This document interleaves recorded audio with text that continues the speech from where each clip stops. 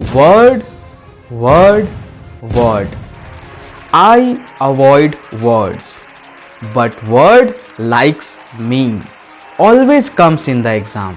I can't avoid it. Word आपको याद करना ही पड़ेगा, एग्जाम में आता है। और अगर वर्ड आपके सिलेक्शन में अगर मेन हर्डल है, मेन विलन है, तो हम साथ में उसको खत्म करेंगे। डेली आपको मैं कुछ वर्ड्स याद करवाऊंगा, आपको बताऊंगा कैसे उसको यूज करना है। आपका मेन प्रॉब्लम यही होता है कि वर्ड ढंग से याद नहीं करते हो। एक बार याद कर लिया, सोचते हो बात बन जाएगी, अरे एंटोनिम सिनोनिम्स में बात बनेगी। आप जो पैराग्राफ आता है, कॉम्प्रिहेंशन आता है, क्लोज टेस्ट आता है, उसमें आप क्या करोगे?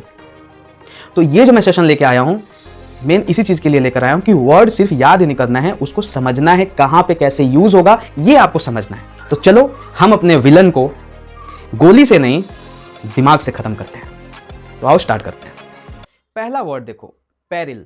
पेरिल क्या है? एक नाउन है। पार्ट्स ऑफ स्पीच का हमेशा ध्यान रखना है, क्योंकि कोई भी सेंटेंस में आपको यह पता होना चाहिए कि मुझे यहाँ पे नाउन यूज करना है या प्रोनाउन या वर्ब या एडवर्ब। अब अगर आप बिल्कुल बिगिनर हो, बिल्कुल आपको पता नहीं है, तो ग्रामर का जो नॉलेज है वो मैं दे रहा हूं, एक अलग प्लेलिस्ट होगा चैनल पे, वहां पे जाओ और वहां पे मैंने बिल्कुल स्टार्टिंग से आपको समझाने की कोशिश की है। आप धीरे धीरे वहां पे कवर कर सकते हो। और अगर आपको जल्दी जल्दी ही पढ़ना है तो यूट्यूब पे बहुत सारे लेक्चर पड़े हुए हैं, आप ग्रामर को साथ ही साथ खत्म करो, क्योंकि एट द एंड आपको वर्ड कहां यूज करना है? सेंटेंस में यूज करना है। तो उसको आपको पता होना चाहिए कि कहां पे कौन सा पार्ट्स ऑफ स्पीच यूज होगा। सो पहला वर्ड हमारा क्या है? पेरिल। एक नाउन है जिसका मतलब होता है डेंजर, हजार्ड या खतरा।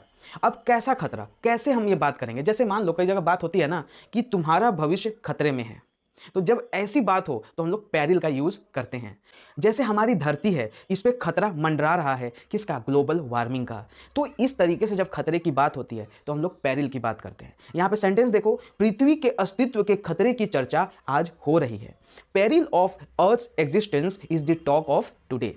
दूसरा सेंटेंस देखो, यदि आपने अपना रवैया नहीं बदला तो आपका भविष्य खतरे में पड़ जाएगा। अक्सर ये चीज आप यूज करते हो, तो अब आप वहां पे यूज क्या कर सकते हो?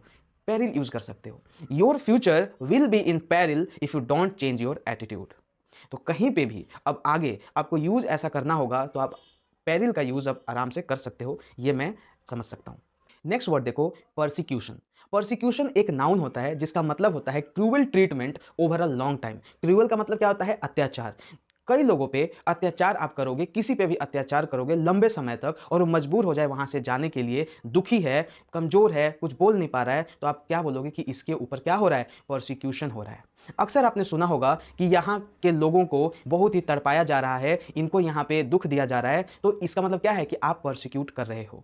अक्सर आपने सुना होगा कि दूसरे देश के लोग दूसरे देश में जा रहे हैं क्योंकि उनके देश में उनको परेशान किया जा रहा है, कुछ समूह हैं जो उनके ऊपर अत्याचार कर रहा है।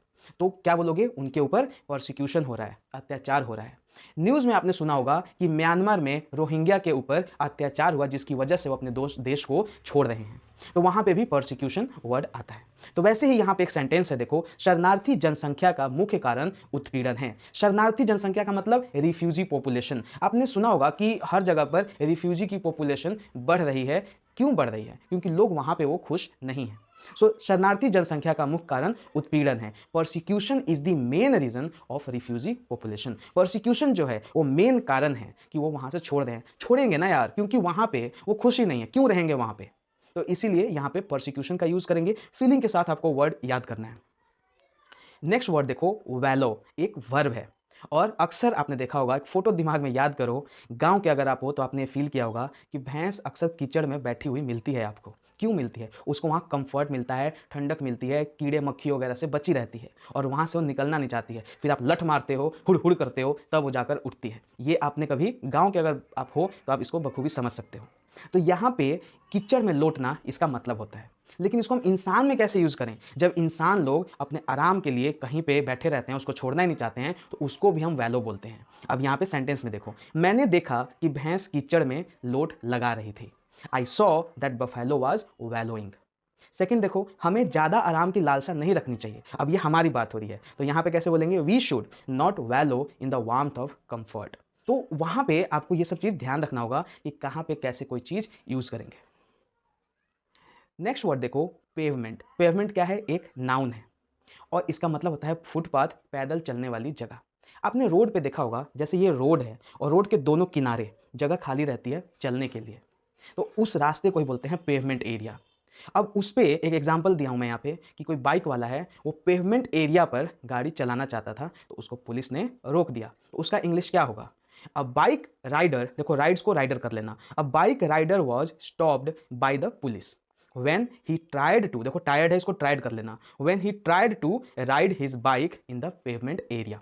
तो कितना अच्छा यूज है पेवमेंट का। अब आप क्या याद कर लेते हो, पेवमेंट मतलब पैदल चलने वाला रास्ता। अरे भाई कैसा रास्ता?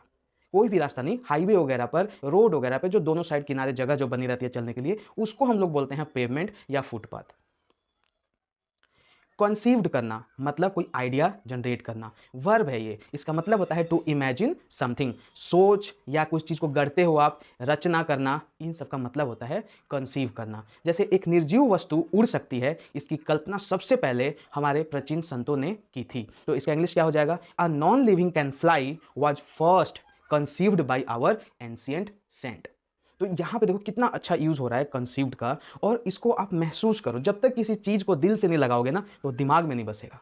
ये चीज आपको दिमाग में रखना है। तो आपको महसूस करते हुए पढ़ना है कि कहां पे कैसे यूज होगा। और आपको मैं एक टास्क देता हूं, जितना 5 वर्ड हमने पढ़ा, इससे आपको 5 और सेंटेंस बना के लाना है, मतलब एक वर्ड से एक सेंटेंस। आप मुझे व्हाट्सएप ग्रुप में भेजो या कमेंट करो या कैसे करो, आपको प्रैक्टिस करना है। मिलते हैं नेक्स्ट लेक्चर में। आई होप आपको लेक्चर पसंद आया होगा और आप इसको रिवाइज करोगे। Bye, take care.